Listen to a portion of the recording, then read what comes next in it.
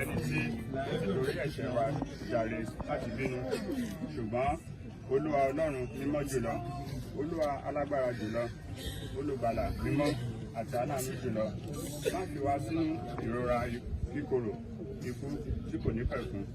Olúwa, ó mọ ohun ìkọ̀kọ̀ ọkàn wa, má ṣe di etí àánú rẹ sí àdúrà wa, ṣùgbọ́n Olúwa mímọ́ jùlọ, Ọlọ́run alágbára jùlọ, olùgbàlà mímọ́ àti aláàánú jùlọ, ní onídàájọ́ ayérayé, ní òpin wákàtí wa, nítorí ìrora kíkorò ikú, má jẹ́ kí ó ṣubú kúrò lọ́dọ̀ rẹ, má jẹ́ kí a ṣubú kúrò lọ́dọ̀ rẹ. Àmín.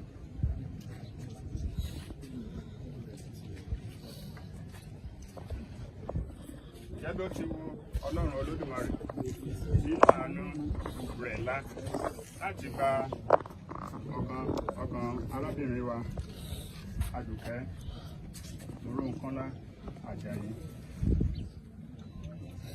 síbi ìgbìn sílẹ̀ lọ sọ́dọ̀ ara rẹ̀. Nítorí náà, àwa fi òkú rẹ̀ fún ilẹ̀, eruku fún eruku, erùpẹ̀ fún erùpẹ̀.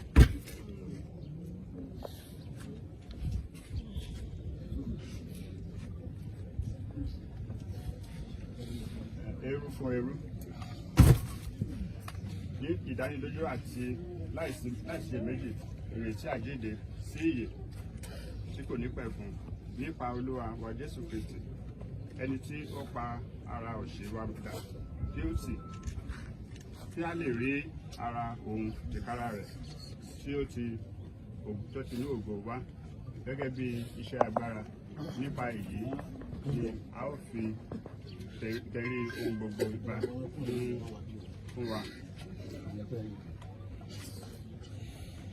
Mo gbọ́ ohùn kan láti ọ̀run wá tí ó ń wí fún mi wípé, kọ̀wé rẹ̀ láti sísìnyí lọ. Alábùkún fún ni àwọn òkú tó kú nínú Olúwa. Bẹ́ẹ̀ ni èmi wí, kí wọ́n tí ó lè sinmi kúrò nínú làálàá wọn, nítorí iṣẹ́ wọn ń tọ̀ wọ́n lẹ́yìn. Ní orúkọ Jésù. A ó ríra lọ lójú. Kò yẹ ká fàyè ṣàrímọ́. Ká ríra lọ.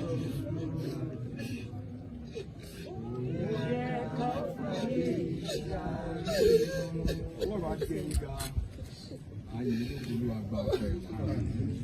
Ọlọ́run á ti ṣe gẹ́gẹ́ bí ó yẹ ká ti ṣe. Lórúkọ Jésù, mo fi ẹbí, ìjọ àti ọ̀rẹ́ èyí tí a wá sí ìgbà yìí àti ojúlùmọ̀ ní orúkọ Jésù, ikú tó yá ní orúkọ Jésù, Ọlọ́run ní fi pa wá. A gbàdúrà, Bíbélì sọ pé ẹ kọ́kọ́ máa wá ìjọba Ọlọ́run náà àti òdodo rẹ̀, ó ní èyí tó kù wọ́n fi fún wa. Gbogbo àwa tá a wà níbi prógámù ilé ní agbára láti fẹ́ yín sí gẹ́gẹ́ bí màmá wa yìí ṣe ṣe nínú Olúwa. Ní orúkọ Jésù, agbára náà ló yọ̀ǹda ẹ̀ fún wa. Àwa gbàdúrà tẹ́yìn Jésù ò bá ti dé, gbogbo àwa tá a wà níbàá yìí ní orúkọ Jésù a ò ní pàdánù gbogbo ní fún ọ Jésù Jésù Olúwa wa.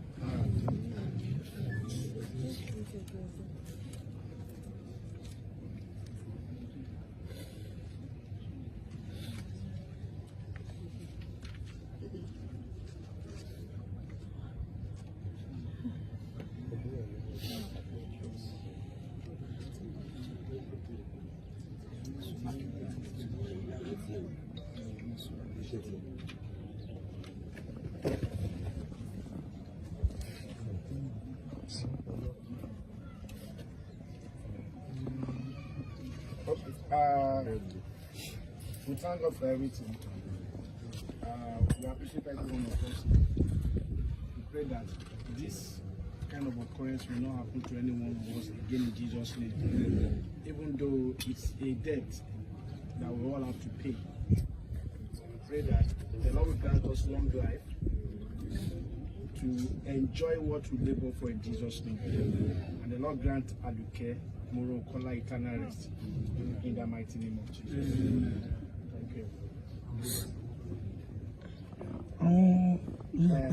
Láì àwọn ẹbí àbúrò tó bá máa fi